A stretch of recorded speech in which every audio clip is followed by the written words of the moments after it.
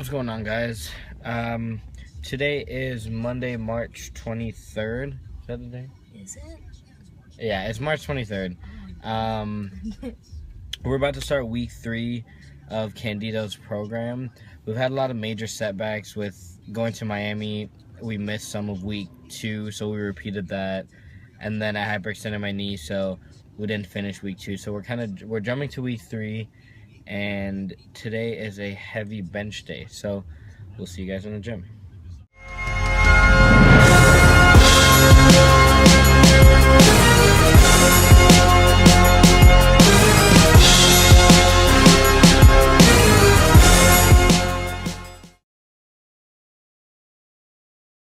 What's going on, guys? So like I said in the intro, there were a lot of setbacks that I want to talk about, and not to make excuses at all. I mean, if there were a competition or something that we were preparing for, then I think we would have taken it a lot more seriously. But Miami being our spring break, we kind of take it lightly. We didn't do every single day of the program, and that was our second time repeating it. So we went ahead and jumped to week 3, and this is the first bench day of week 3. There's also some footage in here for leg day, which you guys will see, but it was 215 for me for 3 sets of 4 to 6, and then I'm pretty sure it was 100 for Lakshmi for 3 sets of 4 to 6. So it wasn't anything too crazy.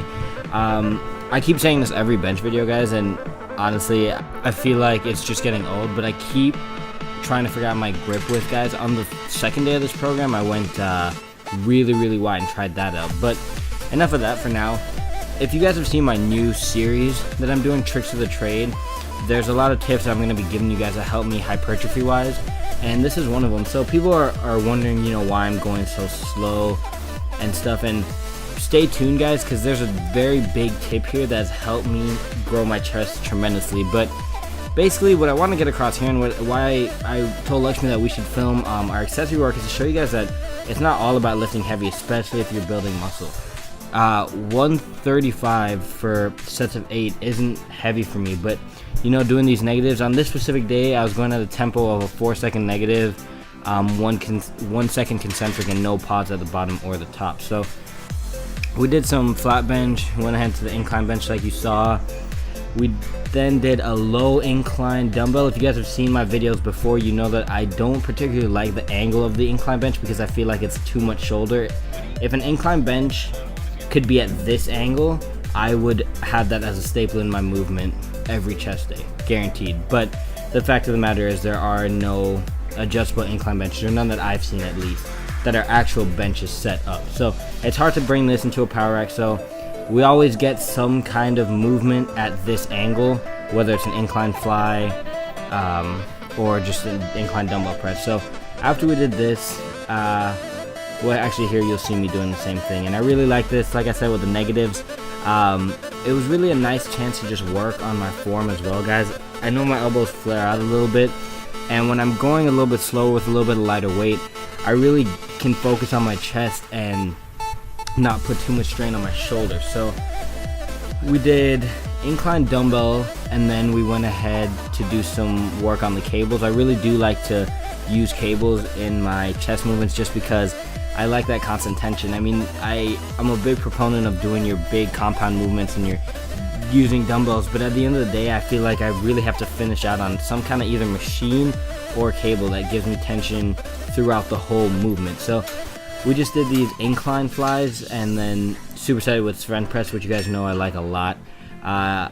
It's not really a movement that's going to build any muscle. It really doesn't do much. It helps you focus on that contraction, and it just helps you get a good squeeze in. So we did some Sven press, and then we went ahead and did some flat flies where we would just put the cable right under about chest level, maybe like the top of your abdomen, and then we went ahead and did some flies like that. And after that, guys, you're gonna see the leg day footage. Really quick, I talked about hyperextending my knee. I was playing basketball. It's one of my cardio days. You guys know as this cut's going, I'm increasing my cardio a good amount. So I was playing basketball, and I drove to the lane. I landed on someone's foot, and usually when you land on someone's foot, you roll your ankle, which wouldn't bother me so much. It's happened to me so many times, but I landed on someone's shoe and I actually hyperextended my left knee, and you know, it hurt a lot. I was on the ground for a good amount of time. I iced it then, and my knee's just been feeling weird. This voiceover, it's actually been a week and a half and my knee still feels pretty weird, so I might have to go get it checked out, guys. But that's what I meant by a setback. I was worried about doing leg day. I did skip one leg day, and this was my first time back in a week, so we were gonna see how this goes. This is Lakshmi going for 210, and it was pretty easy for her. Her squats have been going up. Her squats and deadlifts have been going up a lot. I don't know if it's due to this program, it's due to getting used to the movement still, but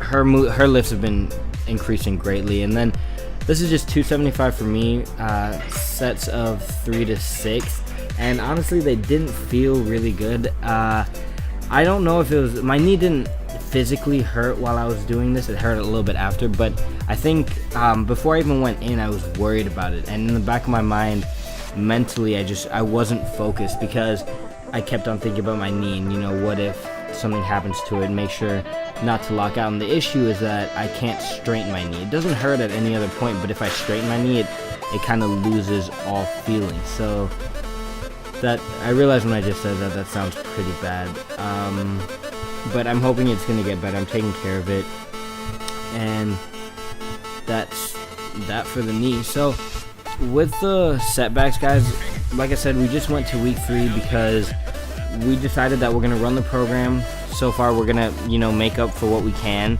by doing week 3, 4, and 5 exactly how it is and see how it goes. But you know, to be honest, we really don't like the program all that much. We're probably not gonna run it again, and we just want to finish it out. So I didn't think there was any point in repeating week 2 again, and I talked about it with Lakshmi, and she didn't think that it made sense to do it for a 3rd time. So we just kind of went forward with the program, and luckily our lifts didn't suffer at all because we have yet to fail on any of our lifts, and that's when he instructs you to subtract 2.5% of your max that you put in for the ongoing training session. So that's nice. I mean, I'm glad that just because we missed out on a few lifts, it didn't affect our progress too much. So the last thing, guys, is a switch that I'm doing, and this is a decision I made just to preserve the longevity. I've talked about bodybuilding as a sport of longevity, and I just feel like there hasn't been a tweak or anything, but I just feel like this is something that I have to do in the long run. But before I talk about that, this is Lakshmi going for 275. So just to give you guys a quick timeline, in September, I believe, 275 was her max. In January, she did it for doubles, and that was a PR. And on this set, guys, you're going to see that she got it for 6 reps. So that's definitely a rep PR for her. Her current max, the last time she checked, was 305. And she's on pace to shatter that. So this was a huge PR for her. She was really excited, and it looked great. And the other thing is, if you guys remember, she would always use straps, but she's on to using chalk now, and I don't think her grip's a problem at all. For me, this is a change I was talking about, guys. I'm switching to sumo deadlifts, and it's just, I didn't tweak my back doing conventional or anything like that, but it is hard on my back to do conventional. So I think I'm gonna make the switch to sumos. I know these aren't exactly the nicest looking sumos, and they didn't feel great, but they still felt better on my back. So moving forward, this weight should have been done for more than 3 reps, but I'm working on my form, guys, and I hope you guys look forward to that. So thanks for watching, and we'll see you guys in the next video.